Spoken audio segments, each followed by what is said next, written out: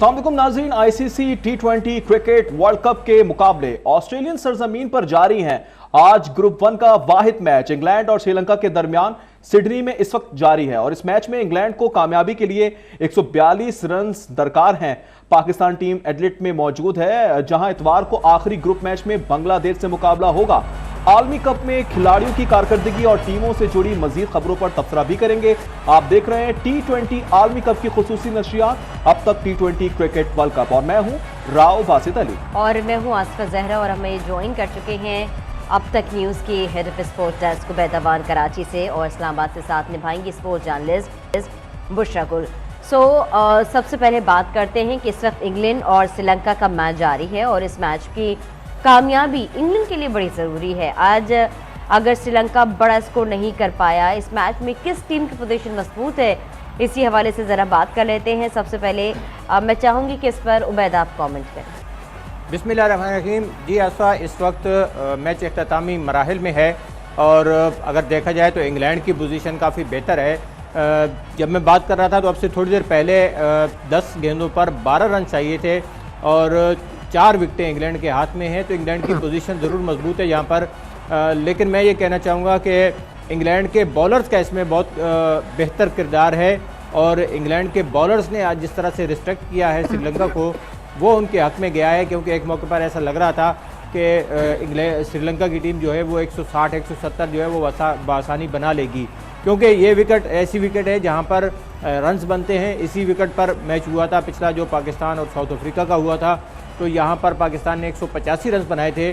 तो आज श्रीलंका की टीम भी उसी तरफ जा रही थी, लेकिन बहुत अच्छी बॉलिंग की मार्क वुड ने और दीगर बॉलर्स ने उनका साथ दिया, तो 141 रन तक जो है वो श्रीलंका को रिस्ट्रिक्ट कर लिया। ये मेरे ख्याल में एक बड़ी कामयाबी है इंग्लैंड के बॉलर्स के लिए, जिसकी वजह से इंग्लैंड के बैट्समैनों को बहुत ज़्यादा स्ट्रगल नहीं करना पड़ी और इस मैच में कामयाबी की सूरत में इंग्लैंड की टीम सेमीफाइनल खेलेगी। इसके साथ दूसरी टीम न्यूजीलैंड होगी और मेज़बान और दिफाई चैंपियन ऑस्ट्रेलिया की टीम 7 पॉइंट्स हारने के बावजूद इस टूर्नामेंट से बाहर हो जाएगी। अच्छा बुशरा, आपसे भी एक सवाल है कि इंग्लैंड की कामयाबी की सूरत में अगर न्यूजीलैंड और ऑस्ट्रेलिया की टीमें सेमीफाइनल खेलेंगी तो मेज़बान और दिफाई चैंपियन ऑस्ट्रेलिया की टीम बाहर हो जाएगी। दूसरे ग्रुप से कौन सी 2 टीमें क्वालिफाई करती दिखाई दे रही हैं आपको?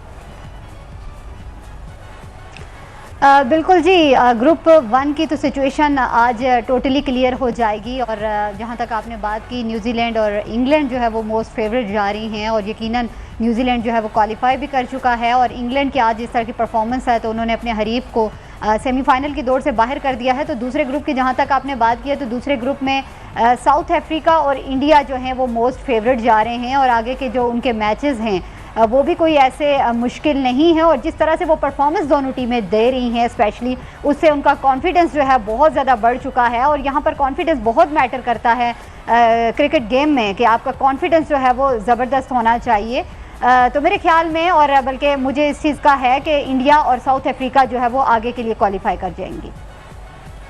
बिल्कुल ठीक है, बुशरा गुल और उबैदाबान दोनों हमारे साथ हैं और आगे पोजीशन क्या बनने वाली है इस सब पर बात करेंगे। पाकिस्तान का भी अब आखिरी मैच बाकी है, पाकिस्तान की पोजीशन क्या होगी? यहाँ पे एक ब्रेक ले लेते हैं, ब्रेक के बाद दोबारा हाजिर होंगे, फिर डिस्कशन का सिलसिला शुरू करेंगे।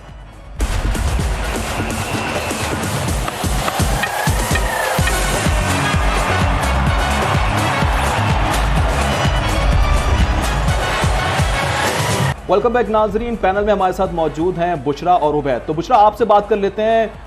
खबर अभी आई है कि इंग्लैंड ने श्रीलंका को 4 विकेटों से हरा दिया है और सेमीफाइनल तक क्वालिफाई कर लिया है, क्या तबसरा करेंगी? बिल्कुल जी, इंग्लैंड की परफॉर्मेंस को अप्रिशिएट करना चाहूँगी कि इंग्लैंड ने थ्रू आउट द टूर्नामेंट जिस तरीके से सुपर 12 के मरहले में परफॉर्मेंस की है लग यही रहा था। देखें, ऑस्ट्रेलिया की गलती मैं ये कहूँगी कि जब ऑस्ट्रेलिया पहला मैच न्यूजीलैंड के खिलाफ हारा है तो वहीं पर ऑस्ट्रेलिया जो है वो डाउन हो गया था और इतने बड़े मार्जिन से न्यूजीलैंड से हारना, रन रेट का मसला आ जाना, ये एक जो है वो काफ़ी परेशान कुन था। लेकिन शायद ऑस्ट्रेलिया ने इसको आसान ले लिया कि उनका होम ग्राउंड है और वो वहाँ की कंडीशन से बखूबी आगाह हैं। लेकिन बाकी टीमों ने जिसका परफॉर्म किया है और उन्होंने अपनी परफॉर्मेंस से साबित किया है कि वो किसी भी मेज़बान टीम को उनके होम ग्राउंड पर हराने की सलाहियत रखती हैं। तो इस पर न्यूजीलैंड को और इंग्लैंड को बहुत ज़्यादा अप्रिशिएट करूंगी कि उनके हर डिपार्टमेंट में हमें आउटस्टैंडिंग परफॉर्मेंस नज़र आई है। स्पेशली न्यूजीलैंड की मैं जहां तक तारीफ़ करूंगी उसकी वजह यह है कि मुझे हमेशा से फील्डिंग के ऊपर मेरे सवालात रहे हैं कि बहुत सी टीमें जो हैं वो फील्डिंग के मसाइल का शिकार हैं, लेकिन न्यूजीलैंड की टीम ऐसी है जो कि हर डिपार्टमेंट में आउटस्टैंडिंग परफॉर्मेंस दे रही है। ख़ास तौर पर फील्डिंग के उनके मुझे कहीं पे मसाइल नहीं लगे हैं। जिस तरह से वो कैचेस को पकड़ते हैं वो बड़े ज़बरदस्त होते हैं। तो मेरे ख्याल में अब जो आगे मुकाबला होने जा रहा है वो एक कांटेदार मुकाबला होगा और यही हम देख रहे हैं कि अब ग्रुप 2 से जो टीमें जाएंगी वो किस तरह से फाइट करेंगी। लेकिन बहरहाल मुझे इवन के फाइनल तक रसाई न्यूजीलैंड की नज़र आ रही है। उबैद, आपसे जानना चाहते हैं T20 वर्ल्ड कप में अगर देखें तो मेज़बान और दिफाई चैंपियन के ना जीतने की जो रिवायत है वो इस बरस भी बरकरार है। इसकी क्या वजह आपको दिखाई देती है कि कभी भी मेज़बान और मौजूदा चैंपियन जो है वो जीत नहीं पाता है?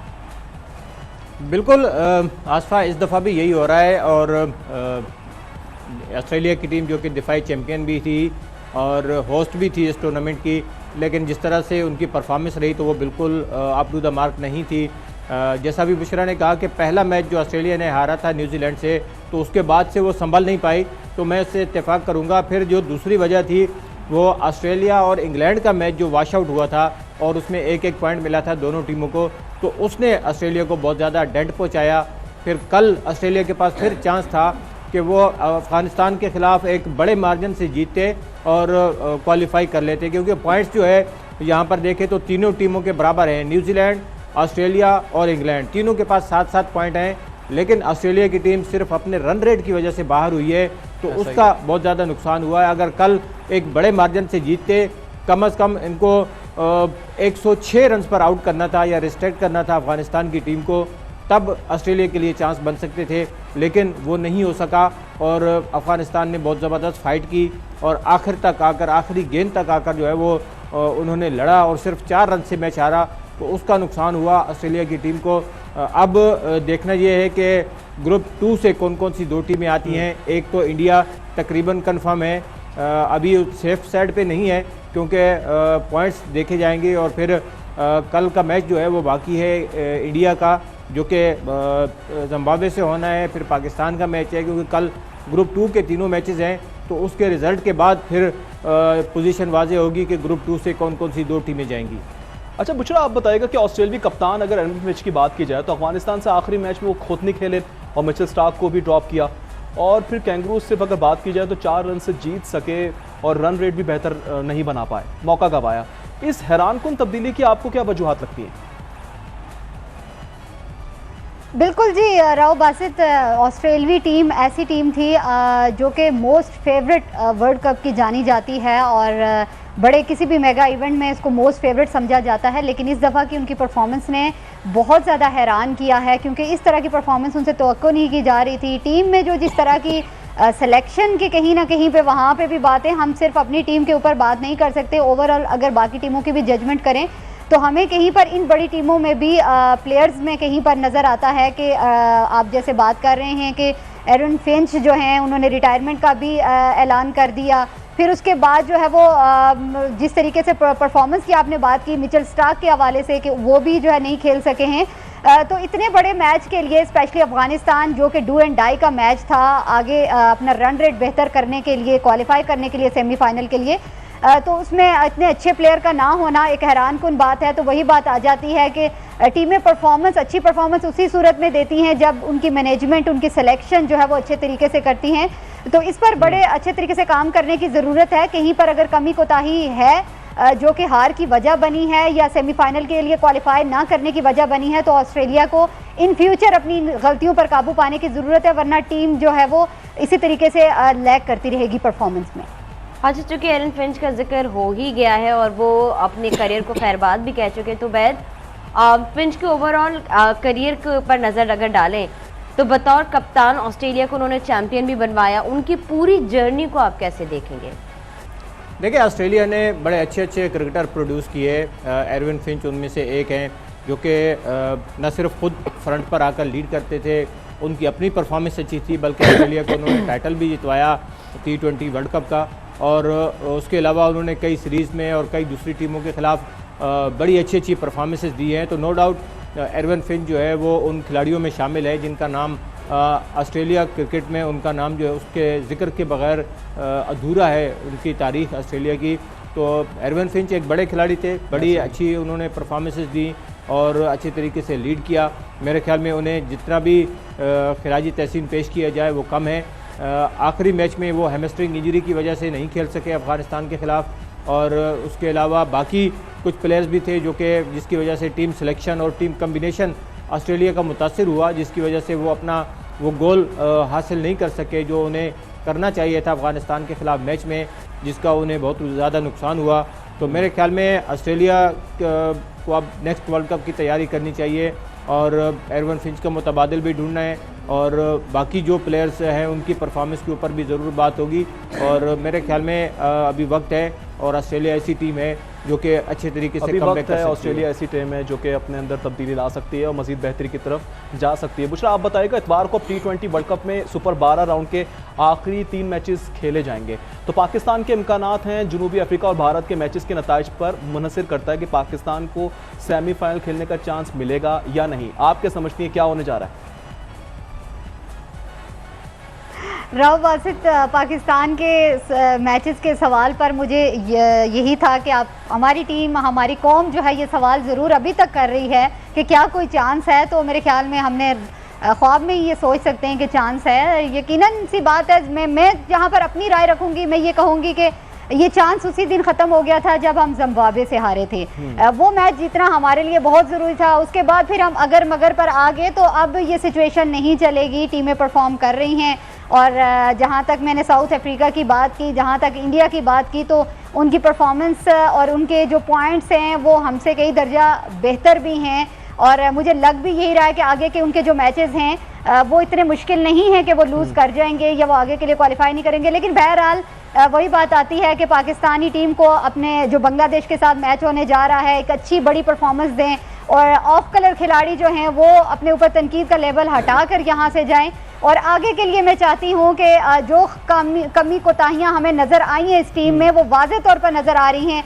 अब टीम मैनेजमेंट को जो है एहतसाब की तरफ जाना चाहिए इसके बाद, और एक मजबूत टीम लेकर मेगा इवेंट्स के लिए फिर से आना चाहिए। सेम सवाल मैं चाहती हूँ कि उबैद आप भी इस पर कमेंट कर दें।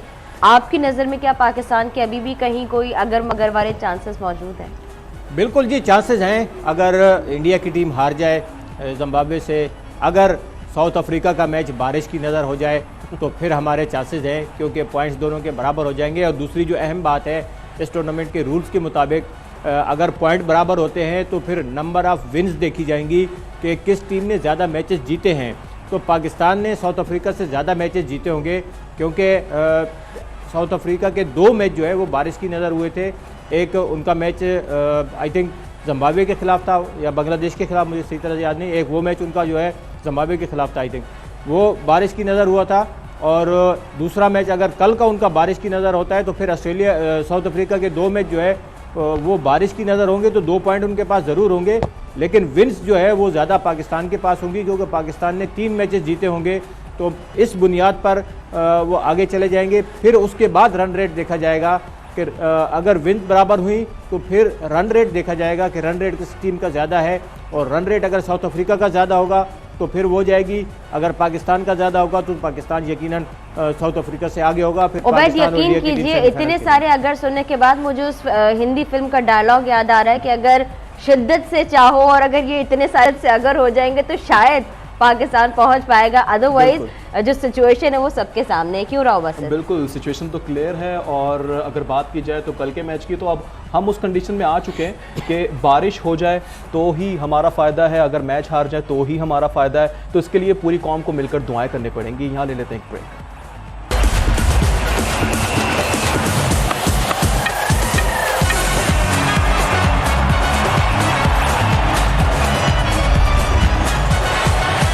वेलकम बैक नाज़रीन। पैनल में हमारे साथ मौजूद हैं बुशरा और उबैद अवान। उबैद बताएगा, कल पहला मैच पाकिस्तानी वक्त के मुताबिक 5 बजे एडिलेड में जनूबी अफ्रीका और नेदरलैंड्स का होने जा रहा है, और मैच में इम्कानात जाहिर किए जा रहे हैं कि बारिश भी हो सकती है। क्या कहेंगे?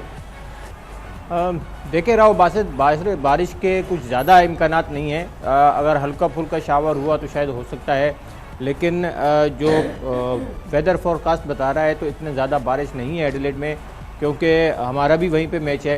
अभी थोड़ी देर पहले मैंने देखा था तो वहाँ पर कोई इस तरह के साइन जो है बारिश के कुछ ज़्यादा नज़र नहीं आया। लेकिन अगर बारिश से मुतासर होता है ख़ास तौर से साउथ अफ्रीका का मैच, तो उससे पाकिस्तान को बहुत ज़्यादा फ़ायदा होगा। और अगर साउथ अफ्रीका और नीदरलैंड का मैच मुकम्मल नहीं होता और दोनों टीमों को एक एक पॉइंट दे दिया गया तो उसका फ़ायदा पाकिस्तान को होगा, क्योंकि फिर साउथ अफ्रीका के साथ हमारे पॉइंट्स बराबर हो जाएंगे और रन रेट पाकिस्तान का ज़्यादा होगा। और दूसरा ये कि नंबर ऑफ़ विन्स जो है वो पाकिस्तान के पास ज़्यादा हैं। साउथ अफ्रीका 2 मैचेस बारिश की नज़र होने की वजह से हमसे पीछे खड़ा होगा और पाकिस्तान और इंडिया की टीमें जो है वो सेमीफाइनल के लिए क्वालिफाई करेंगी। उधर से दूसरे ग्रुप से न्यूजीलैंड और इंग्लैंड की टीमें होंगी। फिर मुमकिन है कि पाकिस्तान और इंडिया की टीमें फाइनल में आ जाएं। अच्छा, चूंकि काफ़ी अगर हो गया है और अगर कल ही की मैच की बात कर ली जाए बुशरा, तो सुबह 9 बजे पाकिस्तान और बांग्लादेश का मुकाबला है। पाकिस्तान का बंगाल टाइगर्स के खिलाफ रिकॉर्ड काफ़ी बेहतर है। सो अगर हम ये समझ लें कि कल पाकिस्तान जीत जाता है, अच्छे रन रेट से जीत जाता है, तो फिर क्या देखती हैं आप सिचुएशन? फिर वही सवाल, चांसेस हैं? बिल्कुल जनाब, वहीं पर बड़ी डिटेल में उबैद ने भी इस पर बात की है। तो कल का मैच जो है वो बड़ा ही अहम मैच है पाकिस्तान का, और पाकिस्तान जो है वो परफॉर्मेंस भी दे रहे हैं। परफॉर्मेंस में लास्ट मैच में जिस तरह से हमने देखा, ख़ास तौर पर मोहम्मद हारिस की परफॉर्मेंस की मैं तारीफ़ करूँगी। शादाब और इफ्तिखार ने जिस तरीके से पार्टनरशिप लगाई है और स्कोर बोर्ड को लेकर चले हैं, शादाब की ख़ास तौर पर बॉलिंग भी बड़ी ज़बरदस्त रही है। तो इस तरीके से जो परफॉर्मेंस दी जाती हैं वो ना सिर्फ टीम के काम आती हैं, बल्कि वो प्लेयर्स की अपनी परफॉर्मेंस के लिए भी बहुत बेहतरीन समझी जाती हैं, देखी जाती हैं। तो कल का मैच यकीनन पहला जो जनूबी अफ्रीका का मैच है वो सुबह 5 बजे होगा, और उसके बाद जो है वो पाकिस्तान का मैच है। तो मेरे ख्याल में ये एक पाकिस्तान को अपना रन रेट बड़े मार्जिन से जीतने के लिए भी एक बेहतर है कि उससे पहले जनूबी अफ्रीका का जो रिज़ल्ट है वो सामने आ चुका होगा और पाकिस्तान के दिमाग में होगा कि उसने परफॉर्मेंस कैसी देनी है और कितने मार्जिन से और कितने तो रन रेट आपको से क्या उसको ये लगता है मैच कि बाबर जीतना है? आजम वो तो कसम होप तोड़ेंगे करते हैं जो उन्होंने खाई हुई है इस पूरी सीरीज के अंदर?